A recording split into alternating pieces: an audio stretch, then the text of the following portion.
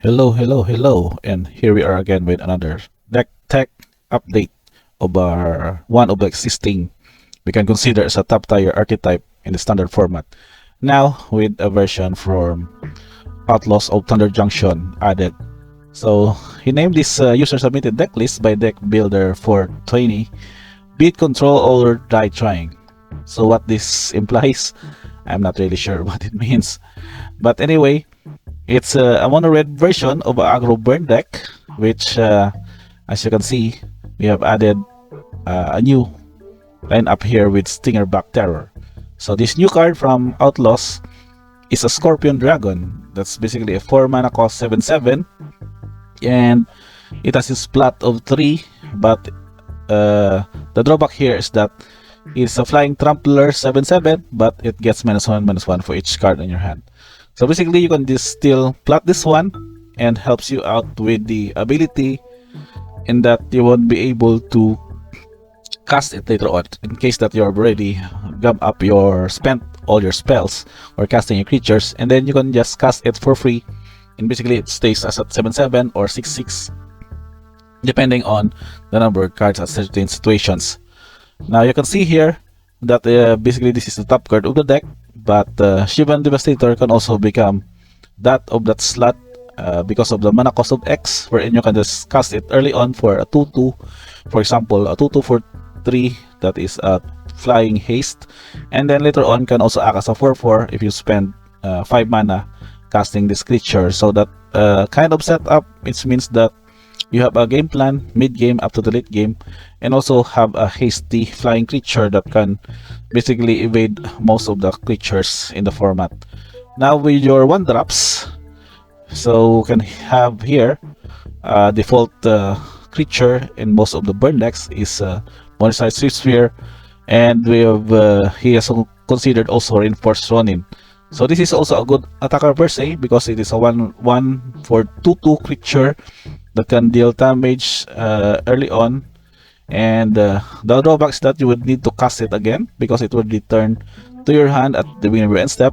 But nevertheless, it would still have some value because it would definitely evade some sorcery level spot removals, as well as you can channel it to discard it for a better card or for a bird spell later on in case that you would not really need it to attack.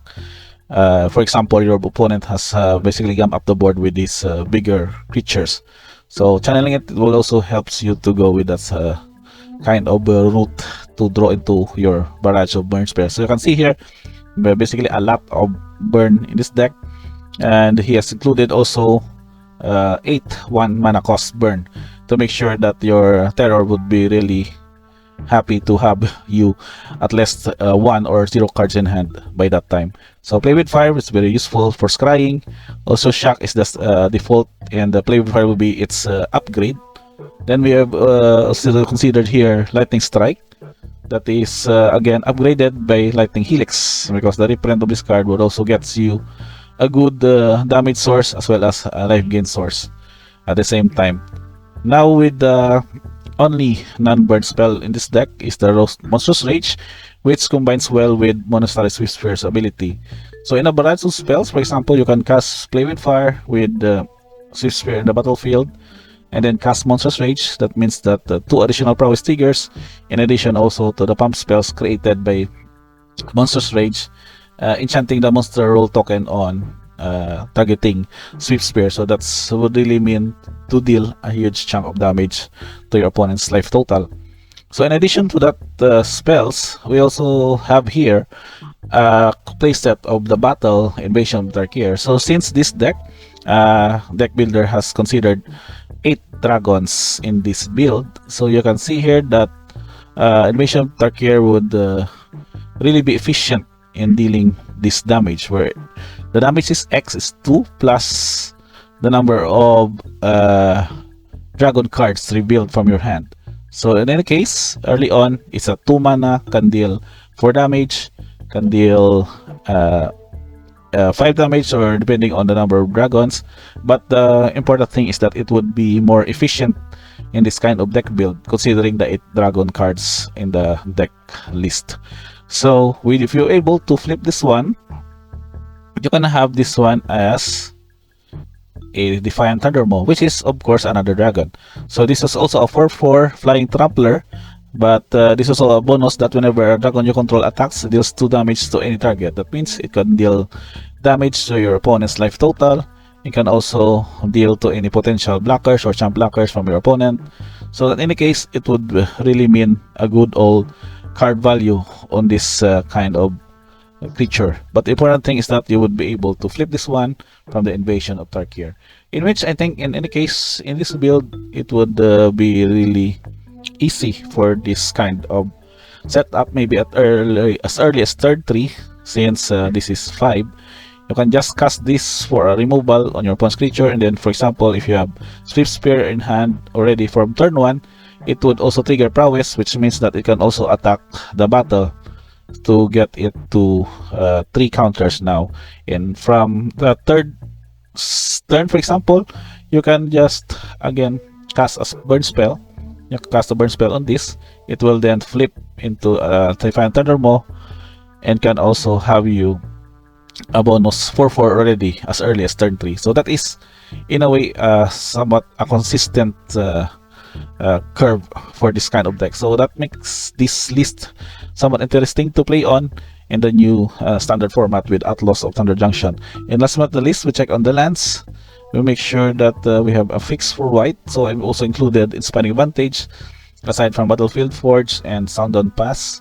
We have also a copy of Sokensan for an added creature if needed, and then of course Miss Rush Foundry that can later be used to activate to become a 2/2 assembly worker artifact creature that can also attack for additional damage. And last but not the least is the mana curve, which is 1.62 per se. It's very cheap for this deck. I think I've said earlier again that as early as turn 3, it can be really a very staple kind of deck build, since you can just only plot 3 mana for Stingerback Terror and then cast the rest of your creatures, and then cast this for free at the beginning of your next turn or for any turn per se that it is available. So the color distribution is mostly red, but you can see here just we have 8 white producers because of these cards that can also add it for white. And I think sideboard wise would also be efficient to add for this deck because of your splash of white. You can consider cards like Rest in Peace against Graveyard Shenanigans, Knockout Blow against opposing mono red, or any other white cards that are sideboarded against the current standard metagame lineup. And last but not the least are your tokens and extras. We have only a monster token from the Monstrous Roar, the Monstrous Rage, and then Spirit token from the Sokensan. So I think that's pretty much it for this deck. This is, I think, is another variant of the mono red aggro. If we're not yet really tired of the typical build that is we have been seeing since the release of Kamigawa up to now, since Reinforced Roman is also a Kamigawa and Dynastic card, I'd suggest you try this build on your next daily grind for MTG Arena or MTG Online. Let's see how it goes as to what this deck would suffice to add for us and would be really efficient for this kind of deck build. And also we can discuss it on the comments below, so feel free to comment on this video. So I think that's pretty much it for this deck tech, Bit Control Mono Red, or Die Trying by Deck Builder 420. I guess thank you for watching and see you guys on the next video.